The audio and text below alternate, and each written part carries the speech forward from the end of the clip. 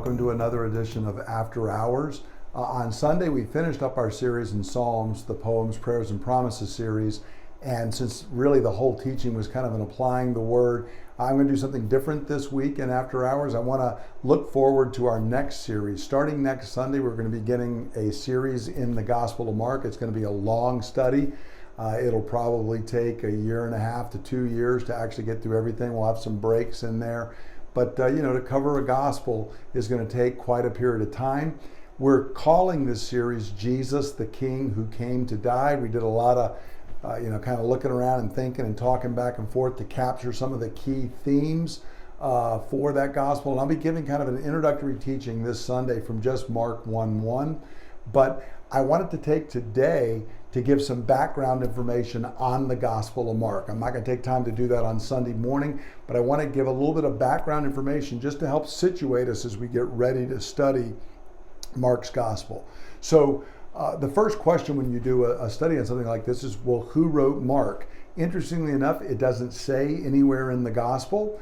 We have at the beginning of the book, it says, the Gospel according to Mark, and that's because in ancient Greek manuscripts, they often had katamarkon, which is according to Mark, from the very earliest times, but it's not actually in the book itself. That was a title that was affixed later on. However, early tradition in the church, and we have a good amount of it, unanimously says this gospel, the one that we have second of the four gospels, was written by Mark. And Mark is known from the pages of the New Testament. Sometimes he's referred to as John Mark. If you look in Acts chapter 12, verse 12, it refers to him as Mark, known also as John, or some translations will say John Mark. He traveled with Paul and Barnabas on their first missionary journey. You can read about that in Acts chapter 12 as he goes on. But then he left them partway through. We're not told exactly what happened, but Mark left. There was a lot of persecution happening, but he was Barnabas's cousin. And so when it came time in Acts 15, when Paul and Barnabas were going to go back around to visit the churches and to do some work, Barnabas wanted to take Mark along with them, but Paul did not. You can read about this in Acts chapter 15 as well. It caused such a division, they split up. However, we know that later on, Mark is back with Paul. You can see in Colossians chapter 4, verse 10, Philemon, verse 24, and 2 Timothy 4:11. In Colossians 4 and in Philemon, Mark is actually with Paul, laboring with him. And then in 2 Timothy 4:11, some of the last words the Apostle Paul ever wrote, he tells Timothy, I want you to come see me, and I want you to get Mark and bring him, for he is helpful to me with my ministry. But what's interesting is, not only is Mark there with Paul and so helpful to Paul that Paul wants to see him at the end of his life, Mark is also a known associate of Peter. So in 1 Peter chapter 5, verse 13, Peter refers to Mark as my son Mark, and he's there at Rome. And so this is important for two reasons, which are the next 2 points that I want to make. And that is that when we talk about Mark writing the gospel, that early tradition also tells us that Mark wrote the gospel based on information he got from Peter. One of the earliest fragments that reports this, and probably the most important one, is by a man named Papias, who was the bishop of a place called Hierapolis until around 130 AD. So this is very early in the history of the church. He died in 130 AD, which means he knew apostles. And we don't have the original writing of Papias. It was known in the early church, but like many other things, it gets lost. But Eusebius, the kind of first great church historian, or I should say second after Luke in the New Testament, Eusebius writes and records what Papias said, and said that Papias noted that he got this from the elder or the presbyter, which is probably referring to the Apostle John. Many scholars agree, as John wrote 2nd and 3rd John, he used that phrase, the elder or the presbyter, to refer to himself. And so people think that this was a tradition that Papias received from the Apostle John late in the 1st century, and he was still reporting it early in the 2nd century. And here's what he said. He said, Mark became Peter's interpreter and wrote accurately all that he remembered, not indeed in order of the things said and done by the Lord. And so we learn a few things here. Mark got his information from Peter. He actually uses the word, he's the interpreter of Peter. That Mark was probably not an eyewitness for at least most of Jesus's ministry. He did not try to convey everything in chronological order. He probably was getting a lot of this as Peter was just preaching various times and places. And so Mark, we're going to see, doesn't necessarily follow strict chronology. Rather, he pieces things together according to the topic and kind of puts them in clumps of events that are happening. But he's very careful, John told Papias, to give an accurate, careful accounting of actually what Jesus said and did. So it's a truthful record. Mark just wasn't trying to put it in chronological order, which down to this day is a struggle that historians always face. Do you do things chronologically or topically? Very often with the big, huge biographies we're getting written today, they do a little bit of both. But in his day, Mark had to make a choice, and he more or less followed a more topical arrangement rather than strict chronology. And we learn all of that from Papias. So we know that Mark is writing based on information from Peter. So in many ways, this is almost, we could refer to it as Peter's gospel. Peter is the source of much of this information. Now that leads to another question, which is, what is the date and location of Mark's writing? Now, because Peter wrote 1 Peter from Rome, and he says that Mark is there in Rome with him, and we have other early church traditions saying that Mark got his information from Peter and was with Peter, the most common place that it's assumed that Mark wrote his gospel from was the church at Rome.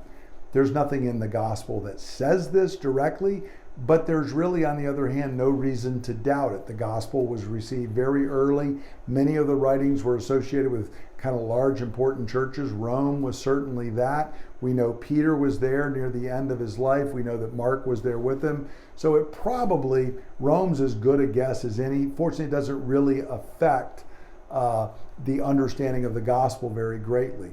What we do know from reading the gospel itself is Mark is writing not only with Jews, but also with Gentiles in mind. And the reason we know this is Mark takes time sometimes to describe Jewish phrases and customs that a Jew would not need described or interpreted, but a Gentile far away, perhaps in a place like Rome, may well need to understand what was going on in Palestine at the time of Jesus. So Mark is clearly writing with Gentiles in mind. Now, as to the question of date, the most likely date is before 60 AD, the year 60, so it'd be some less than 30 years or so after Jesus died. Now, there are some liberal scholars want to date everything very late, but there's really no reason to believe this. We have very strong tradition that Mark was with Peter, and Peter appears to have gone to Rome, from everything we can tell, in the mid-50s. And Peter was martyred under Nero. We have firm traditional accounts of this, and that means Nero himself committed suicide in 68 AD. So Peter had to have died before 68. So Mark had gotten all of his information prior to 68, but Peter could have been martyred. The persecution under Nero ran from 64 to 68. So anywhere in that period, Peter could have died. And another point that's really important, because of course Mark could have written the gospel after Peter died, and there is some early church tradition that it seems like it indicates it may have been after the death of Peter, but we do have to take into account that Matthew and Luke both seem to have followed Mark. They both consulted Mark in writing their gospel. That's because both Matthew and Luke include a lot of information that seems to be drawn from Mark. In fact, sometimes they're quoting him almost verbatim. And because Matthew and Luke are both doing this, the easiest way to understand this is that the original source is Mark. It's almost never that Mark and Matthew are quoting Luke, or Mark and Luke are quoting Matthew. It's almost always Matthew and Luke seem to be writing based on Mark, that they seem to be quoting Mark. Now, why this is important is because we know Luke wrote two works in the New Testament, Luke and Acts. He wrote Luke first, which is based upon the Gospel of Mark, and then he wrote Acts. But Acts ends with Paul in prison in Rome around 62 AD. before even the persecution under Nero is broken out. Most scholars agree and think that Paul was in fact let go before the persecution under Nero broke out and then was later brought back to Rome. All of which means it's almost certain that the book of Acts was written prior to 62 AD. If Acts was written prior to 62 AD, Luke had to have been written prior to probably 60 AD, and Luke was consulting from Mark's gospel, at least some form of Mark's gospel. It may have been a little bit earlier form, but what that means is Mark in its essence was probably recorded before 60 AD, which means this is very early history. It's not much further than if we think about us and 9/11. When we're starting this series, it'll be 9/11/2022, which will be 21 years from 9/11. Mark is not writing much further than that in time and distance, which means there's still a lot of living eyewitnesses around. There's a lot of people who saw and did these things, and it lends credence to the veracity of what Mark is saying. It's yet another historical marker that we can trust what Mark is saying. And the only real argument that is brought forward against this is that, again, some early traditions make it sound as if Peter was dead, but there undoubtedly were earlier versions, and the evidence is not completely clear. It's not in all things that it says that. It's really mainly in the one writing from Papias. So I tend to believe that Mark was probably written in the late 50s, and in fact is one of the earliest writings in our New Testament and is the earliest of the Gospels. So I'm going to go over other information about kind of the key themes of Mark coming up this Sunday on September the 11th as we look at Mark chapter 1, verse 1. But I wanted to encourage us to give a little bit of this background information, and I want to encourage you to go ahead and take time to start getting ready for us to walk through Mark's Gospel. We spent a summer in the Psalms. We're going to spend a long time in Mark's Gospel. And so what I'd like to encourage you to do is take the time sometime in the coming weeks to try and read the whole Gospel of Mark in one sitting. Now that may sound like a lot, but that's originally the way Mark was written. It was written as one letter. And I can tell you, because I did it a lot this summer, you can read Mark's Gospel. You can listen to an audio version of it on normal speed in about 80 minutes. You could go out for a long walk one day and you could listen to the entire Gospel of Mark. Or you could sit down with a cup of coffee or something and enjoy reading the Gospel. It'll take you about 80 minutes to do.